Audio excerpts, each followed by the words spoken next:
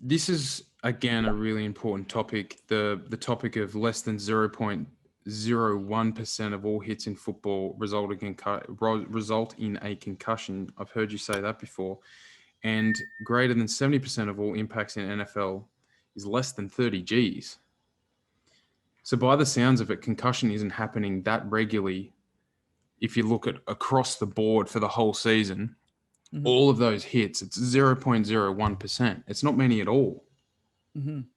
Now this stat comes from this is the looking at the range of concussion. So in I should pull it up right now because I probably know where it is on my computer. But when you look at, so there's been all the studies looking at the biomechanics, like the head acceleration values.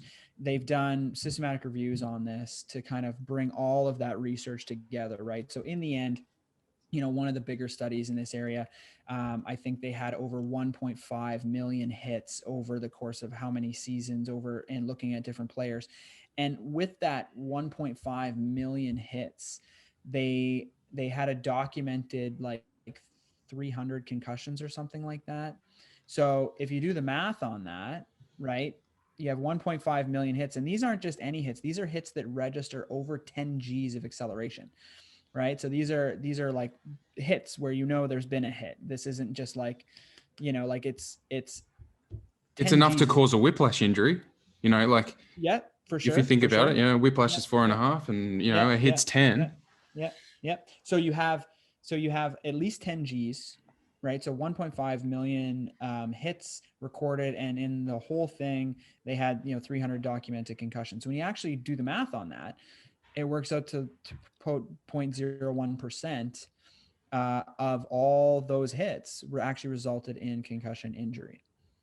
So it ends up being like a small fraction of concussion hits, and that kind of makes sense when you think about it, right? Because you think about Mm. every single play in football, you're going to have linemen all hitting each other. So you got there's 10 hits right there, and then you're going to have receivers and running backs that are running into holes and stuff. But you know you may have one concussion per game or so. Like, I don't know what the actual numbers are, but when you actually think about that, it's like, okay, that kind of makes sense.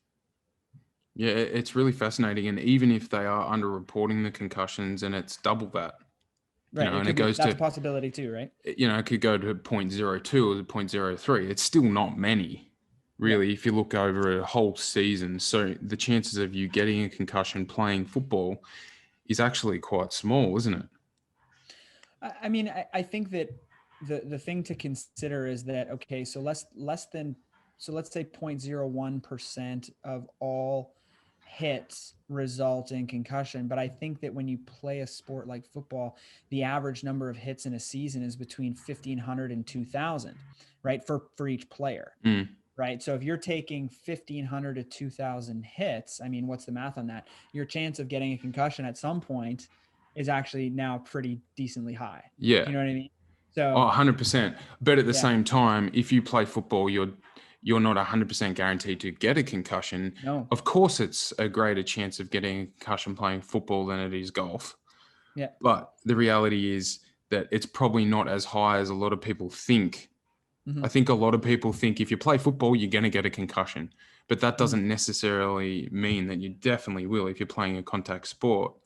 yeah, Obviously, the chances are higher than most other right. sports, but Right. And it depends on a lot of factors, like what position you play exactly. really makes a huge difference.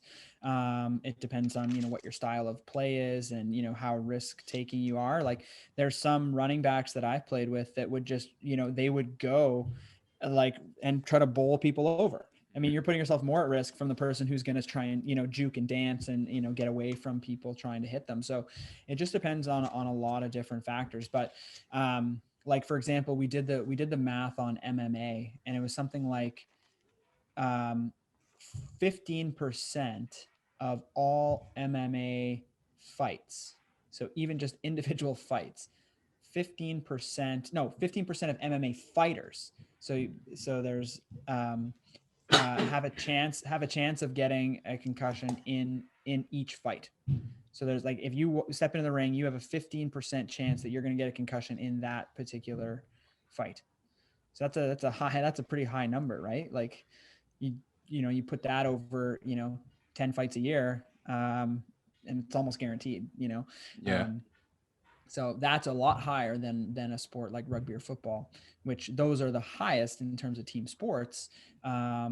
But when you actually look at the number of contacts that are happening, it's a low percentage that actually result in concussion. And I say that mostly just to let people realize that, we are not that fragile. Like, I'll have a patient that says, "Oh, I bumped my head on a counter, and I think I have a concussion." And you're like, "Well, let's think about this, right? Like, all these hits that are happening in football, like less than 1% of those are causing concussion injuries.